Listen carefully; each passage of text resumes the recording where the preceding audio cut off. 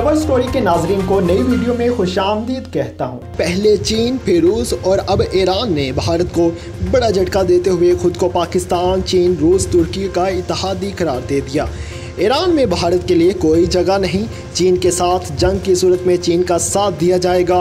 राजनाथ सिंह के हाथ मोदी को बड़ा पैगाम दे दिया। इंडिया ने अमेरिका से मिलकर ईरान के खिलाफ ऐसी कौन सी खुफिया साजिश की और हालात किस कदर बिगड़ चुके हैं, इस बारे में हम तफसील से बात करेंगे। लेकिन इससे पहले अगर आपने हमारे YouTube चैनल कवर स्टोरी को अभी तक सब्सक्राइब नहीं किया तो इसे सब्सक्राइब कर लें और वीडियो को लाइक भी कर लें।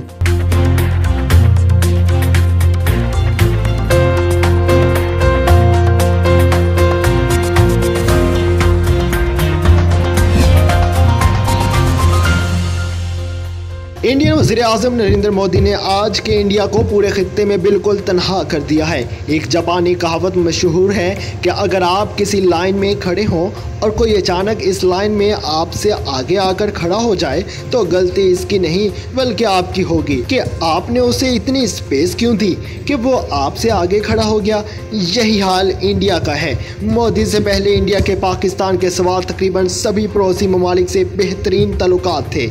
ईरान, चीन, अफगानिस्तान, बांग्लादेश, भूटान और नेपाल इसके बेहतरीन दोस्त थे और इनसे तजारती मुआशी ताल्लुकात भी ज़बरदस्त थे।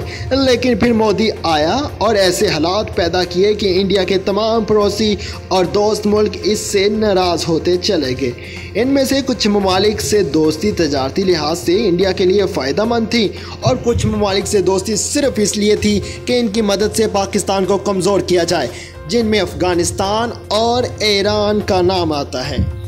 एक वक्त था कि जब ईरान और इंडिया दोनों ने मिलकर पाकिस्तान को जंग की धमकी दी थी, जबकि अफ़गानिस्तान को भी इंडिया और अमेरिका की मदद से पूरी तरह कंट्रोल में किया हुआ था और तसव्वुर भी नहीं किया जा सकता था कि इन दोनों ममालिक में पाकिस्तान के ताल्लुकात कभी अच्छे भी हो सकते हैं। मोदी ने सिर्फ अमेरिका को इस वादे पर कि वो मोदी को अगला इलेक्शन जितवा देगा, अमेरिका की मर्जी के मुताबिक चलना शुरू कर दिया। हम आपको अपनी गुज़िश्ता वीडियो में बता चुके हैं अमेरिका की नज़रें चीन पर थी, क्योंकि चीन ना सिर्फ इस खित्ते की मजबूत तरीन ताकत बन चुका है बल्कि वो मुआशी लिहाज से अमेरिका के लिए भी एक बड़ा खतरा बन चुका है। चीन अपने काम से काम रखने वाली कौम है। वो शोर शराबे पर यकीन नहीं रखती और ना ही गैर ज़रूरी बयानबाजी या जंगें लड़ने पर यकीन रखती है। अगरचे इसकी पॉलिसी हमेशा पुरअमन और पुरसकून रही, लेकिन इसके बावजूद वो कभी अपने दफा से गाफिल नहीं हुए। वो इस कदर ख़तरनाक और जदीद तरीन असले बना चुका है जिसकी बदौलत वो वक्त पड़ने पर अमेरिका और इसराइल जैसी ताकतों को मिनटों में नक्शे से गायब कर सकता है। अगर वो सिर्फ अपनी मईशत पर ही तवज्जो देता और अपने दफा से गाफिल रहता, इसका हाल भी अमेरिका मिनटों में बदतर कर चुका होता। अमेरिका हर उभरती ताकत से हमेशा खौफजदा रहता है। इसकी बेहतरीन मिसाल इराक है जो आज खंडर में तब्दील हो चुका है। नरेंद्र मोदी अपनी जीत के लालच में अपने मुल्क को जंग के दहाने पर ला खड़ा कर चुका है। ईरान के साथ इंडिया की दोस्ती अब माजी का किस्सा बन चुकी है। ईरान अब चीन और पाकिस्तान की तरफ दोस्ती का हाथ बढ़ा चुका है। हमने आपको अपनी गुज़िश्ता वीडियो में बताया था कि इंडियन वजीर दफा राजनाथ सिंह ने रूस में पाकिस्तान और चीन को इंडिया के खिलाफ कोई भी इकदाम उठाने से रोकने की दरख्वास्त की है, जिस पर रूस ने इंडिया को साफ अल्फाज में इनकार कर दिया। रूस से मायूस होने के बाद मिस्टर राजनाथ सिंह ईरान की तरफ भाग उठे। इंडियन वजीर दफा ने ईरान में भी पाकिस्तान और चीन के साथ मुमकिन जंग में मदद के लिए रोना धोना मचाया, लेकिन ईरानी सदर हसन रूहानी ने इंडिया को मुंह तोड़ जवाब देते हुए कहा कि इंडिया मुश्किल वक्त में हमारे साथ नहीं था, वो हमारा दोस्त कैसे हो सकता है। जब ईरान पर अमेरिकी पाबंदियां लग रही थी तब वो कहां था। इस मुश्किल वक्त में इंडिया नहीं बल्कि चीन हमारे साथ खड़ा था, जिसने पाबंदियों की परवाह किए बगैर ईरान में 400 अरब डॉलर्स की सरमायाकारी की। इस वक्त इंडिया ने हमारा साथ देने की बजाय अपने अमेरिकी आका की चापलूसी की, लिहाजा अब इंडिया हमसे कोई तवक्को ना रखे। अब हमारे लिए चीन ही सब कुछ है। ईरान अब चीन और इस्लामी मुल्क पाकिस्तान के साथ है।